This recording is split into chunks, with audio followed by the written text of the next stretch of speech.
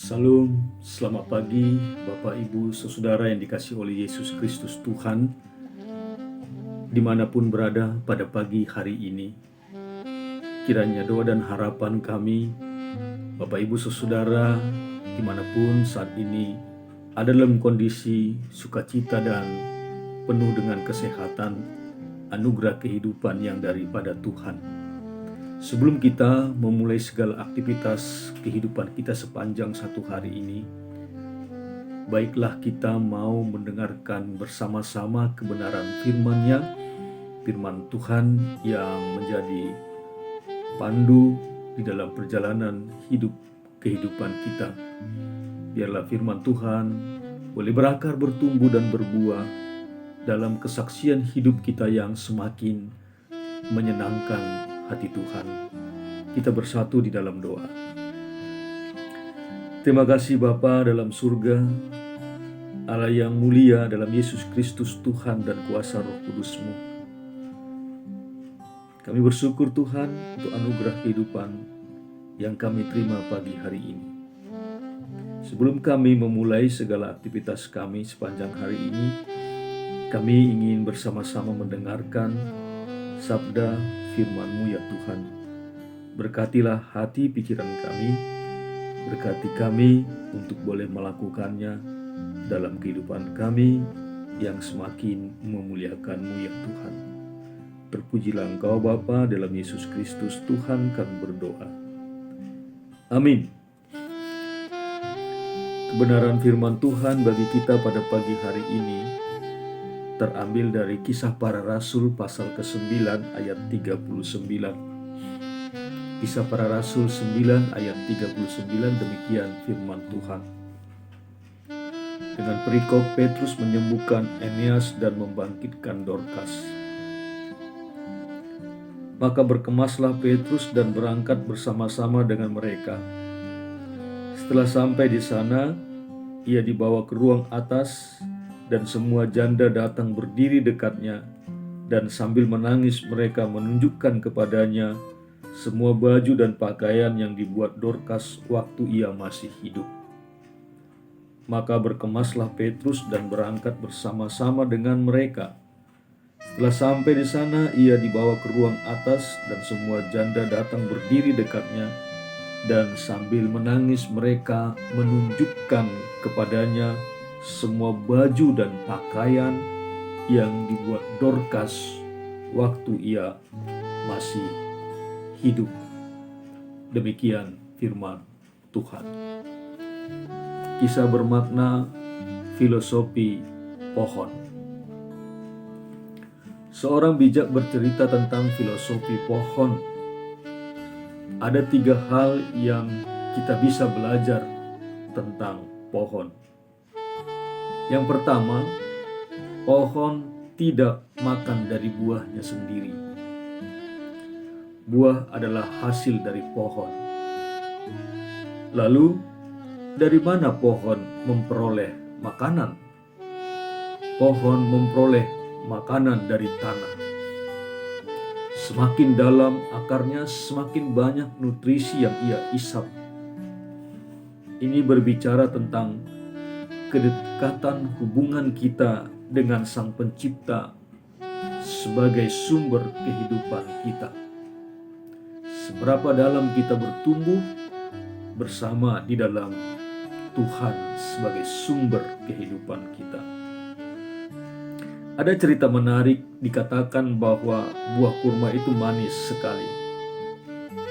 Mengapa bisa begitu? Menurut ceritanya, pohon kurma itu ditanam di padang pasir. Bijinya ditanam di kedalaman 2 meter. Kemudian ditutup dengan 4 lapisan. Sebelum tumbuh, pohon kurma itu berakar begitu dalam sampai kemudian menembus 4 lapisan tersebut dan menghasilkan buah yang manis di tengah padang pasir. Ada proses tekanan yang begitu hebat ketika kita menginginkan hasil yang luar biasa. Seperti perumpamaan pegas yang memiliki daya dorong kuat ketika ditekan. Yang kedua, pohon tidak tersinggung ketika buahnya dipetik orang. Kadang kita protes karena kita yang bekerja keras, mengapa orang lain yang menikmati? Ini berbicara tentang prinsip memberi. Kita ini bukan bekerja untuk hidup, melainkan bekerja untuk memberi buah. Artinya apa? Kita bekerja keras supaya dapat memberi lebih banyak dari kepada orang yang membutuhkan. Jadi bukan untuk kenikmatan sendiri. Cukupkan dirimu dengan yang ada padamu, tetapi tidak pernah ada kata cukup untuk memberkati orang lain dengan pemberian kita. Filosofi pohon yang ketiga, buah yang dihasilkan pohon itu menghasilkan biji, dan biji itu menghasilkan multiplikasi. Ini berbicara tentang bagaimana hidup kita memberi pengaruh terhadap orang lain. Katanya, pemimpin itu bukan masalah posisi atau jabatan, melainkan pengaruh dan inspirasi yang diberikan kepada orang lain. Jika Anda merenungkan diri Anda saat ini, apakah Anda merasa lebih tepat disebut pohon yang berbuah lebat atau benalu yang mengisap sari makanan pohon lain? Mengapa Anda bisa mengatakan begitu? Hal-hal baik apa yang bisa Anda kembangkan dan hal-hal buruk apa yang harus Anda lepaskan? Apakah keberhasilan Anda saat ini menjadi berkat bagi orang lain atau orang lain iri kepada Anda karena Anda jarang atau tidak pernah berbagi? Ketika Anda dipanggil Tuhan nanti, siapa kira-kira yang menangis karena kontribusi Anda terhadap hidup mereka? Bapak, Ibu, Saudara yang dikasihi oleh Yesus Kristus Tuhan, kita mengerti sekarang mengapa pohon tidak mengeluh saat buahnya diambil. Karena justru saat memberikan sesuatu, ia percaya bahwa dirinya dimultiplikasi karena itu. Dengan memberi, ia menerima. Saudara-saudara, jemaat Tuhan dimanapun berada, saudara-saudara kami, Bapak Ibu yang dikasihi oleh Tuhan,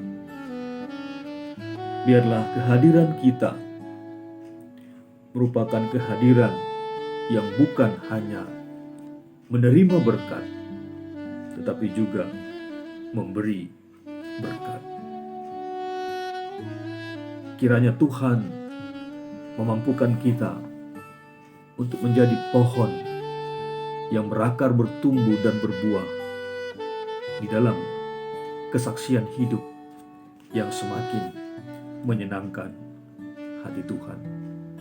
Selamat bertumbuh, selamat berbuah, memberkati orang-orang di sekeliling kita. Tuhan memampukan kita menjadi seorang percaya yang semakin berbuah dalam musim-musim kehidupan kita, pribadi lepas pribadi. Amin. Terima kasih Bapa dalam surga, Allah yang agung dan mulia, dalam Yesus Kristus Tuhan yang kami puji dan kami sembah. Kami bersyukur kepadamu pada pagi hari ini. Kami mau belajar bagaimana Rasul Petrus menjadi orang yang memberikan berkatnya, memberikan kebaikan bagi orang-orang di sekelilingnya. Terima kasih Tuhan. Biarlah kehadiran kami juga membawa kebaikan di sekeliling kami masing-masing. Selama kami masih diberi kesempatan untuk menjalani kehidupan ini, biarlah kami menghasilkan buah yang baik, karena dari buahnya lah kami dikenal. Terima kasih Tuhan, sertai dan berkatilah kami sepanjang hidup kami hari ini. Segala tutur kata, pikiran, dan perbuatan kami menjadi hormat kemuliaan bagi-Mu. Dalam Yesus Kristus kami berdoa dan bersyukur. Amin. Selamat pagi. Tuhan memberkati kita sekaliannya.